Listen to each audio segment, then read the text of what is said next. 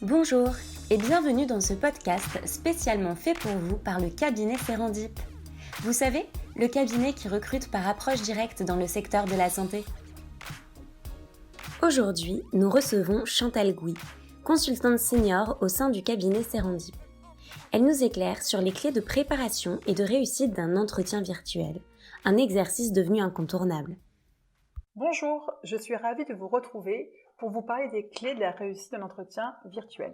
Chez Serendip, dans le cadre de notre politique RSE, nous avons toujours mené des entretiens à distance pour des candidats basés soit en province, soit à l'étranger, et dont le seul moyen pour se déplacer et nous rencontrer aurait été l'avion.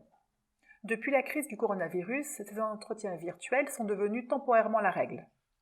Ils sont aussi qualitatifs et pertinents que les entretiens physiques, dans la mesure où l'on crée les conditions propices.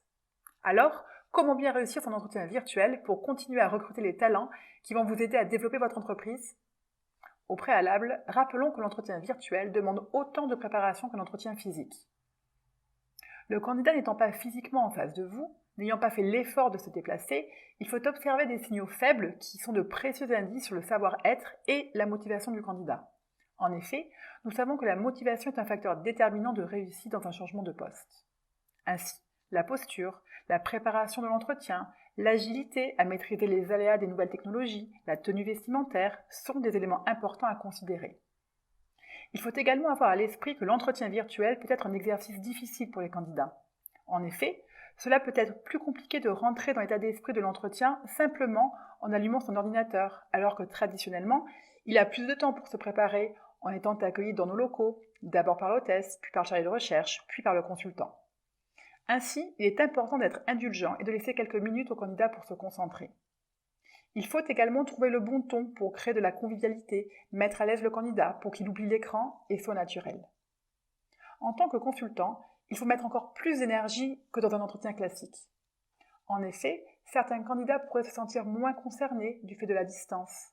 Il faut donc humaniser l'entretien, impliquer au maximum le candidat en prenant soin de donner l'ensemble des informations liées à l'identité de l'entreprise, ses valeurs, son projet, sa culture d'entreprise, et également les informations plus spécifiques liées à la stratégie de l'entreprise, au poste, au manager.